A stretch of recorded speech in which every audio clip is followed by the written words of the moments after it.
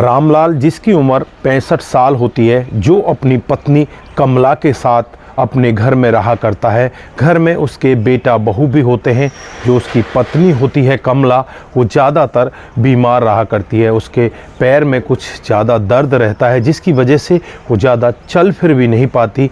और एक दिन का वाक़या होता है, जब रामलाल बाहर खाना खा रहे होते हैं तो रामलाल के जो दांत होते हैं थोड़े से ख़राब हो जाते हैं। उसकी वजह से जो भी थोड़ी सी कैडी रोटी आ जाती है उसको वो चबा नहीं पाते, और जो उसके किनाठे होते हैं उनको तोड़ तोड़ कर वो थाली में रख देते हैं, और बीच बीच से जो नरम नरम रोटी होती है उसे खा लेते हैं। दोस्तों, यहाँ पर उसके बेटे की बहू देखती है और कहने लगती है कि पिताजी, तुम्हें सब कुछ पता है कि कैसे कैसे तुम्हारा बेटा पैसा कमा रहा है, फिर भी तुम इस तरह से अनाज को बर्बाद कर रहे हो। तो यहाँ पर वो कहने लगता है कि बेटा, मैं बर्बाद नहीं कर रहा, मैं यहाँ पर वही कर रहा हूँ जो मेरे लिए उचित है, क्योंकि ज़्यादा जो टाइट रोटी होती है उससे मेरे मसूड़े छिल जाते हैं और उसकी वजह से मेरे दांतों में बहुत ज़्यादा दर्द होता है बेटा, इसलिए मैं बीच से नरम नरम रोटी खा रहा हूँ। तो यहाँ पर वो कहने लगती है, तुम्हें कुछ मालूम ही नहीं, बस तुम तो ऐसे ही फ्री में रोटी तोड़ रहे हो। दोस्तों, यहाँ पर वो कहने लगता है कि बेटा, फ्री में कहाँ रोटी तोड़ रहा हूँ, मैं पेंशन भी तो लेकर आता हूँ, सारी पेंशन आप ही लोगों को दे देता हूँ, और उसके बावजूद भी आप ऐसा कह रही हो। ऐसा मत कहो, क्योंकि मेरे दाढ़ दांतों में दर्द होता है। तो यहाँ पर बहू कहने लगती है, तुम तो बस ऐसे बहाने बनाते हो, और अगर तुमने कल से ऐसा किया तो मेरे से बुरा कोई भी नहीं होगा, तुम्हें कल से फिर खाना नहीं मिलेगा।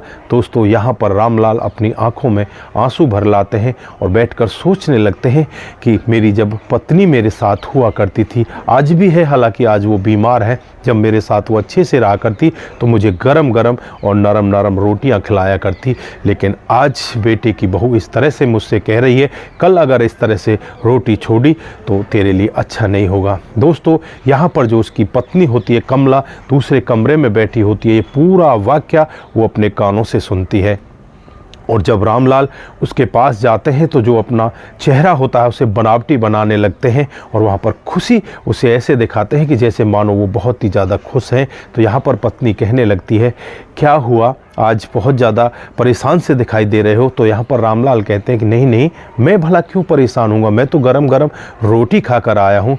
तो यहाँ पर पत्नी कहने लगती है कि हमारी शादी को 40 साल हो गए हैं, भला मुझसे ज़्यादा आपको कौन जानेगा, आप यहाँ पर किस तरह से मुझे दिखा रहे हैं, मुझे पता है आपके साथ में हुआ क्या है। सब कुछ यहाँ पर अपने कानों से सुन रही थी। दोस्तों, इतना वाक्य सुनने के बाद रामलाल की आंखों में आंसू आ जाते हैं, और जो पत्नी कमला होती है उसे अपने पास बिठाती है और कहने लगती है कि रोने की ज़रूरत नहीं है, अभी आपकी पेंशन आती है ना, आप ऐसा करो, जो पेंशन आती है उससे कुछ घर गृहस्थी का सामान खरीद कर लाओ और मैं आपके लिए खाना बनाऊंगी। तो यहाँ पर वो कहने लगती, तुम चल फिर भी नहीं सकती, तुम कैसे खाना बनाओगी। तो वो कहने लगती है कि मुझे चलने फिरने की ज़रूरत नहीं है, यहाँ पर मैं बैठे बैठे भी खाना बना सकती हूँ, मैं आपके लिए खाना ज़रूर बनाऊंगी। तो यहाँ पर वो कहने लगता है कि बेटा बहू क्या सोचेंगे।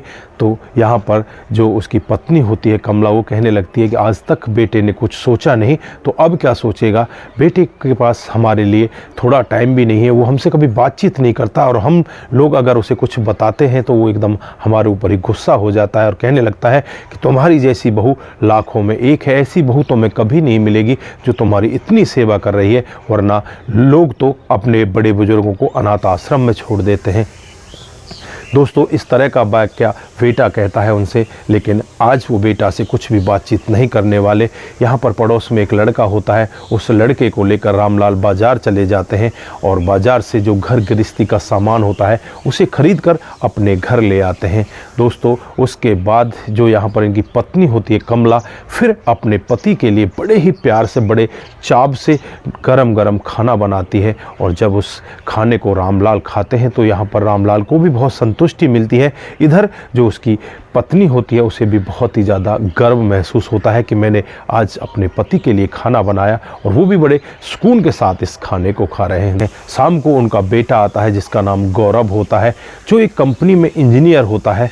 दोस्तों, घर आने के बाद उसे पता चलता है कि माँ बाबूजी ने अलग खाना बनाया है। तो यहाँ पर वो अपने बाबूजी के पास जाता है और कहने लगता है कि बाबूजी, ये क्या बात हो गई, आपने अलग खाना क्यों बनाया है। तो यहाँ पर वो कहने लगते हैं कि बेटा, इसी में हम सब की भलाई है, हम लोग यहाँ पर अपने आप खाना बना लेंगे।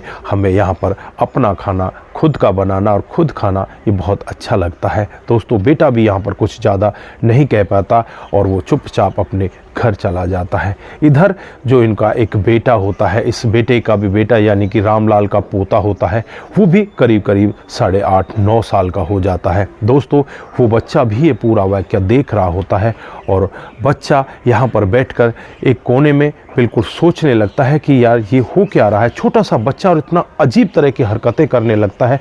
वो अपने दादा दादी के पास जाता है और कहने लगता है कि मैं आपके पास रहना चाहता हूँ, मैं आपके साथ ही खाना खाऊंगा और आपके साथ ही सोऊंगा। तो यहाँ पर दादा दादी उसे खाना खिला लेते हैं, उसके बाद उसे अपने पास ही सुला लेते हैं। दोस्तों इधर जो उस लड़के के माता पिता होते हैं वो कहने लगते हैं कि लड़का कहाँ गया।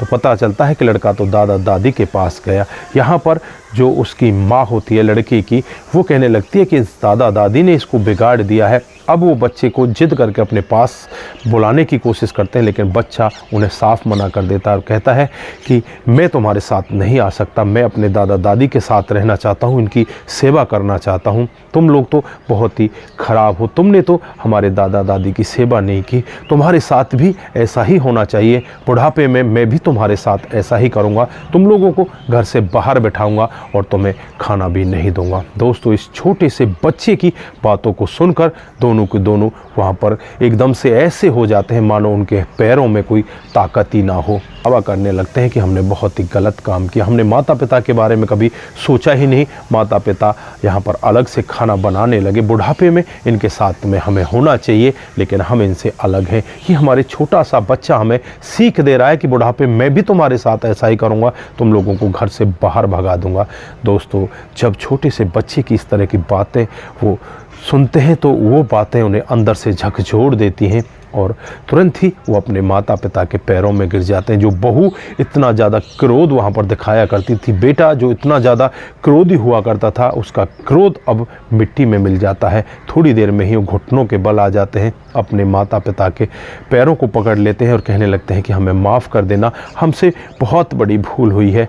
दोस्तों यहाँ पर माता पिता भी बहुत ही अच्छे होते हैं, तुरंत ही उन्हें उठाते हैं और कहते हैं कि अगर सुबह का भूला शाम को घर वापस आ जाए तो उसे भूला नहीं कहा जाता। दोस्तों इस तरह से यहाँ पर माता पिता को, जो दादा दादी को, सबको एक छोटा सा पोता जिसकी उम्र 8 से 8.5 साल होती है, उन सबको मिला देता है और उन्हें एक ऐसी शिक्षा देता है जिसकी वजह से उनका जीवन धन्य हो जाता है। दोस्तों मैं आप सभी से यही कहना चाहता हूँ कि कभी भी अपने बूढ़े माता पिता का अनादर नहीं करना चाहिए। दोस्तों हमारे जो बड़े बुजुर्ग हैं वो हमारी नींव होते हैं, हमारा आधार होते हैं और हमें कभी भी अपनी नींव को, अपने आधार को नहीं हिलाना चाहिए, नहीं तो हमारी जड़ें खोखली हो जाएंगी। और जिस तरह से इस छोटे से 8 साल के बच्चे ने कहा था, ऐसे ही हर बच्चा अगर अपने माता पिता से कहने लगे तो जो अनाथ आश्रम खुले हुए हैं वो सभी के सभी बंद हो जाएंगे। कोई भी माता पिता या कोई भी बेटा बेटी अपने बड़े बुजुर्गों को इस तरह से अनाथ आश्रम में नहीं छोड़कर आएगा। दोस्तों कभी भी इस तरह से उनसे बात नहीं करेगा जैसे यहाँ पर ये बेटे की बहू कर रही थी। तो दोस्तों इस कहानी से